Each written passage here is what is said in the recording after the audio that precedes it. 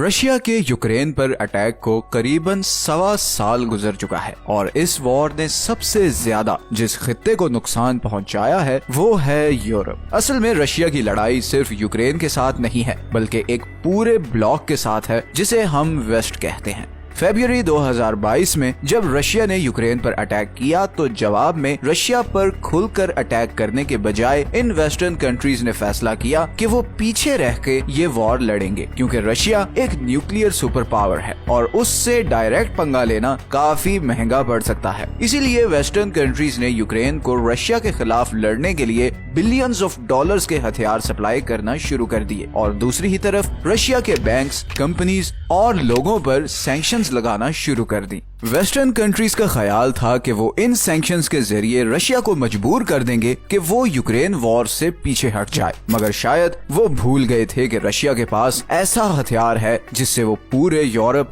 और खासकर यूरोप की सबसे बड़ी इकोनॉमी जर्मनी को कोलैप्स कर सकता है और वो हथियार है ये गैस पाइपलाइंस।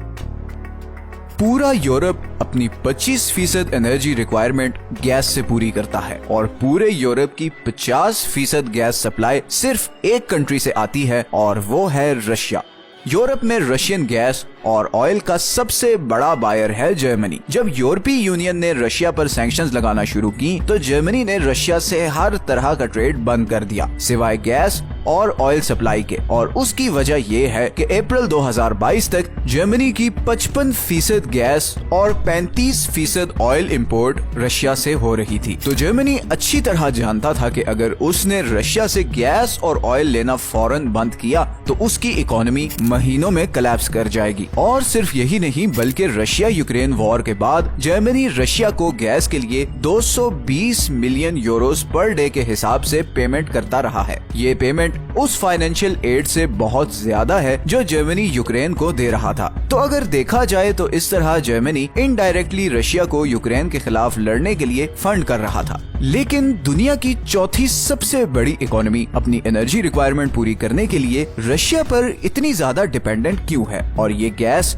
यूरोप के लिए इतनी जरूरी क्यों है जबकि फ्यूचर तो इलेक्ट्रिक चीजों का है। और आखिर में रशिया के रिएक्शन का यूरोप और जर्मनी पर क्या असर पड़ रहा है और इस सब का अंजाम क्या होगा। आइए जानते हैं इन सब सवालों के जवाब। सच ये है कि इस वीडियो में असल में जर्मनी के पास कोई बहुत ज्यादा एनर्जी रिसोर्सेज नहीं है। ना तो जर्मनी में इतनी धूप पड़ती है कि वहाँ सोलर प्लांट्स लगाए जा सकें और ना ही जर्मनी में इतनी तेज हवा है कि वहाँ पर विंड पावर प्लांट्स लग सकें। जर्मनी एक ही रिसोर्स से मालामाल है और वो है कोयला। जर्मनी के पास दुनिया के 7वें सबसे बड़े कोयले के रिजर्व्स हैं और आज की डेट में जर्मनी की 30% बिजली कोयले से पैदा होती है। इसी कोयले की वजह से वर्ल्ड वॉर 2 के बाद जर्मनी ने तरक्की की और इंडस्ट्रियलाइजेशन का सफर शुरू किया। 1950s में जर्मनी एक बहुत जबरदस्त इकोनॉमी रिकवरी एक्सपीरियंस कर रहा था। इन्हीं दिनों पूरी दुनिया एक बहुत बड़े फूड क्राइसिस से भी गुजर रही थी। असल में दुनिया की आबादी लगातार बढ़ रही थी और बार बार फसल काश्त करने की वजह से जमीन इतनी इनफर्टाइल हो चुकी थी कि अब साइंस की इंटरवेंशन के बगैर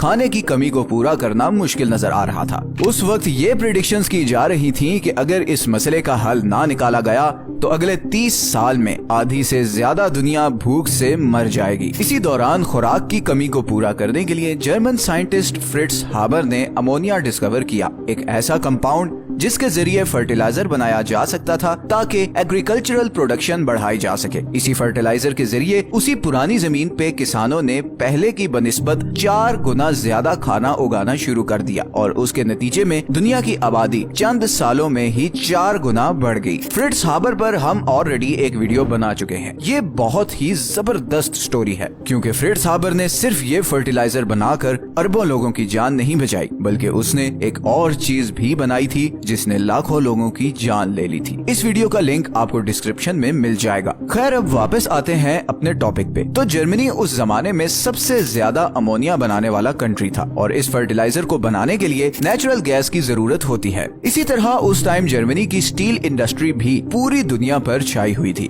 मगर इन दोनों चीजों की प्रोडक्शन बढ़ाने के लिए जर्मनी को मजीद एनर्जी रिसोर्सेज की जरूरत थी। इसी दौरान 1953 में इधर साइबेरिया में नेचुरल गैस के बहुत बड़े रिजर्व डिस्कवर हो गए। सोवियत गवर्नमेंट ने सोवियत शहरों में ये गैस पहुंचाने के लिए पाइपलाइंस बिछाना शुरू कर दी। ये काम तो कुछ सालों में ही कंप्लीट हो गया, मगर सोवियत यूनियन से बाहर भी इस गैस की बहुत डिमांड थी और इस गैस का सबसे बड़ा कस्टमर था यूरोप। अब मसला ये था कि इन पाइपलाइंस को यूरोप में पहुंचाने के लिए बहुत ज्यादा इन्वेस्टमेंट की जरूरत थी। फिर 1969 में जर्मनी में एक चांसलर आया जिसने एक नई फॉरेन पॉलिसी इंट्रोड्यूस करवाई जिसे कहते थे ऑस्टपॉलिटिक, जिसका पर्पस था सोवियत यूनियन और जर्मनी को एक दूसरे के करीब लाना। इस पॉलिसी के अंडर वेस्ट जर्मनी और सोवियत यूनियन ने एक एनर्जी डील साइन की जिसके according Soviet Union West Germany को नेचुरल गैस देगा और बदले में वेस्ट जर्मनी सोवियत यूनियंस को ये पाइपलाइंस बिछाने के लिए हाई क्वालिटी स्टील देगा। ये 20 साल की डील थी और इसकी इम्पोर्टेंस को समझने के लिए ये समझना भी जरूरी है कि नेचुरल गैस बाकी एनर्जी रिसोर्सेज से इतनी डिफरेंट क्यों है। असल में नेचुरल गैस,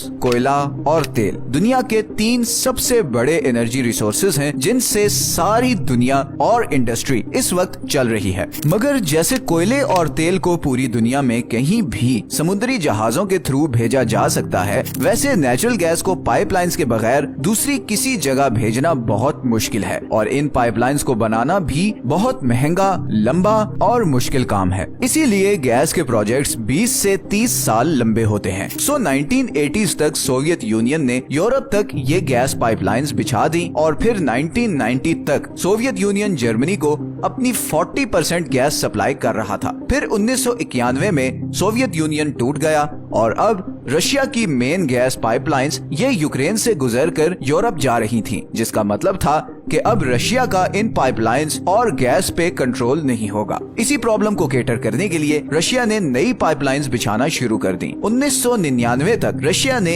एक और पाइपलाइन बिछाई जो बेलारूस से होती हुई जर्मनी तक जाती थी और फिर 2005 में इन दोनों कंट्रीज ने एक और पाइपलाइन बनाना शुरू की जो बाल्टिक सी से होते हुए डायरेक्ट जर्मनी को जाती थी। इस पाइपलाइन को द नॉर्ड स्ट्रीम कहते हैं और यही वो पाइपलाइन थी जिसके बाद जर्मनी बहुत हैवीली रशिया पर डिपेंडेंट हो गया। तो अब रशिया की गैस इन 3 रूट्स से यूरोप और जर्मनी को पहुंच रही थी। ट्रेड जबरदस्त जा रहा था, यूरोप को आसानी से बड़ी क्वांटिटी में गैस मिल रही थी और रशिया को अच्छा खासा पैसा मिल रहा था। फिर 2008 में रशिया और यूक्रेन में प्राइस को लेकर थोड़ी अनबन हो गई और रशिया ने 20 दिनों के लिए यूक्रेन से गुजरने वाली पाइपलाइंस की गैस बंद कर दी और इसके नतीजे में कई यूरोपियन कंट्रीज को गैस सप्लाई बंद हो गई। बल्कि पोलैंड में तो 11 लोग गैस ना होने की वजह से शदीद ठंड में ठठर कर मर गए। इससे एक बात तो क्लियर हो चुकी थी कि इस गैस फ्लो के जरिए रशिया अब पूरे यूरोप को कंट्रोल कर रहा था। फिर 2014 में जब रशिया ने ईस्टर्न यूक्रेन पर हमला करके क्राइमिया पर कब्जा किया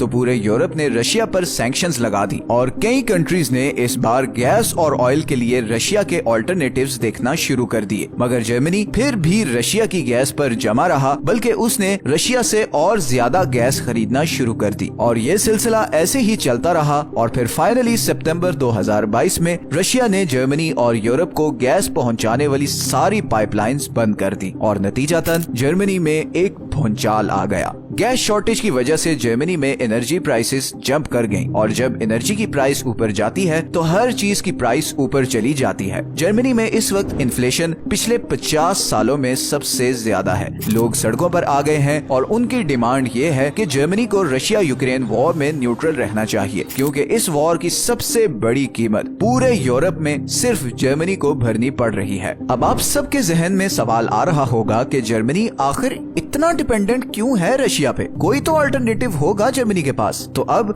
अगर हम जर्मनी के कोल रिजर्व्स की बात करें तो उसका मसला ये है कि कोल सारे फॉसिल फ्यूल्स में से सबसे ज्यादा पोल्यूशन फैलाने वाला एनर्जी सोर्स है और इसीलिए 2019 में पूरी दुनिया के प्रेशर पे जर्मनी ने एक एग्रीमेंट पे साइन किया कि वो अगले 10 सालों में अपने तमाम कोल प्लांट्स बंद कर देगा और इस तरह वो एक ही रिसोर्स जिससे जर्मनी मालामाल है उसके किसी काम नहीं आएगा। इसी तरह अगर हम जर्मनी से बाहर ऑप्शंस को ढूंढने की कोशिश करें तो यूरोप के सबसे बड़े नेचुरल गैस के रिजर्व्स इधर नेदरलैंड्स में हैं, लेकिन ये रिजर्व्स भी इसी साल 2023 में बंद होने जा रहे हैं। और इसकी वजह ये है कि गैस के लिए लगातार ड्रिलिंग की वजह से इस गैस फील्ड की टॉप सॉइल श्रिंक होती जा रही है और नतीजतन इस सारे एरिया में लो इंटेंसिटी अर्थक्वेक्स आना शुरू हो गए हैं, जिससे लोकल कम्युनिटी में बहुत खौफ फैल चुका है। इसी इशू को कैटर करने के लिए डच गवर्नमेंट ने 2014 में ये डिसीजन लिया कि वो 2028 तक इस गैस फील्ड से एक्सट्रैक्शन बिल्कुल खत्म कर देंगे और इस तरह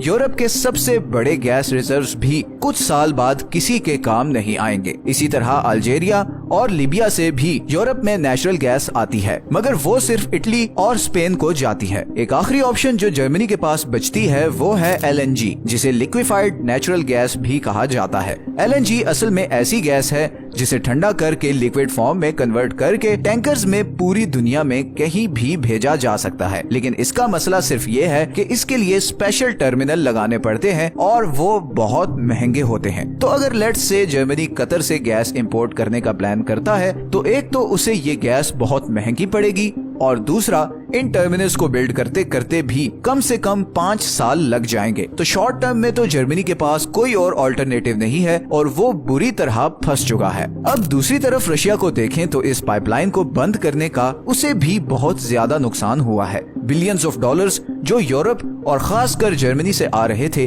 वो अब बिल्कुल बंद हो चुके हैं और अब उसके पास यूरोप का ऑल्टरनेटिव सिर्फ इंडिया और चाइना है, मगर ये दोनों कंट्रीज उससे यूरोप वाली प्राइस से हाफ प्राइस पे गैस की डील कर रहे हैं और इन दोनों कंट्रीज तक पाइपलाइंस पहुंचाने में भी कुछ टाइम लग जाएगा। इसी तरह लॉन्ग टर्म में रशिया के लिए ये क्राइसिस शायद और शदीद हो जाए, क्योंकि अब यूरोप बहुत तेजी से ऑल्टरनेटिव एनर्जी सोर्सेज पर काम कर रहा है और जैसे जैसे यूरोप ऑल्टरनेटिव एनर्जी सोर्सेज पर शिफ्ट होता जाएगा वैसे वैसे रशिया की यूरोप पे लेवरेज कम होती जाएगी और उसका ये जो प्लान था कि वो इस तरह यूरोप को प्रेशराइज करके यूक्रेन की सपोर्ट खत्म कर देगा, वो अब खटाई में पड़ता जा रहा है। दूसरी तरफ यूरोप में एक और डिबेट बहुत जोरों शोर से चल रही है और वो है अमेरिका के रोल पर। कई यूरोपियन थिंक टैंक्स के मुताबिक अमेरिका पिछले 100 साल से यूरोप को प्रॉक्सी के तौर पर यूज करके एशिया और मिडिल ईस्ट में अपना मतलब पूरा कर रहा है और इसका नुकसान यूरोप को उठाना पड़ता है, चाहे वो वर्ल्ड वॉर्स हो, वॉर ऑन टेरर हो या फिर हाल ही में होने वाली रशिया यूक्रेन वॉर। अमेरिका बाकी दुनिया से इतना दूर है कि किसी भी वॉर में उस तक कोई आर्मी अभी तक नहीं पहुंची, लेकिन अब नॉर्थ कोरिया जिस तरह के मिसाइल्स बना रहा है उसके बाद तो अमेरिका भी अब फुल वनरेबल हो गया है। इस टॉपिक पे हमने ये वीडियो बनाई है और बड़े डिटेल्ड मैप्स के थ्रू अमेरिका की वनरेबिलिटी को डिस्कस किया है, तो आप ये वीडियो भी देख सकते हैं। तो अमेरिका इन सब सिनेरियोस में हमेशा सेफ रहता है और इवन के इकोनॉमिक वॉर की सूरत में भी अमेरिका के पास खुद के नेचुरल गैस और ऑयल के रिजर्व्स हैं और इसी वजह से वो खुद तो सुकून में होता है और इधर यूरोप को उसके डिसीजंस का बोझ उठाना पड़ता है। आखिर में अगर हम रशिया यूक्रेन वॉर की लेटेस्ट सिचुएशन पर आएं तो फिलहाल रशिया अपना प्लान 100% एग्जीक्यूट नहीं कर सका और उसे कई फ्रंट्स पे फेलियर का सामना करना पड़ा है और यही चीज हम सब के लिए बहुत डेंजरस है, क्योंकि पुतिन किसी सूरत यूक्रेन वॉर में हार बर्दाश्त नहीं कर सकता। यूक्रेन वॉर में हार की सूरत में उसे प्रेसिडेंटशिप से उतार दिया जाएगा और ऑलरेडी रशिया में ऐसी बातें हो रही हैं क्योंकि इस वॉर ने रशिया को इकोनॉमिकली बहुत ज्यादा डैमेज किया है और लोकल लोग इस सारे मामले पर बहुत ज्यादा टेंस हैं। तो कोई पता नहीं कि फ्यूचर में रशिया कोई बहुत एक्सट्रीम स्टेप भी उठा ले। अगले 5 से 6 महीने बहुत ज्यादा इम्पोर्टेंट हैं और यही फैसला करेंगे कि वर्ल्ड पावर अब किस ब्लॉक के पास जा रही है।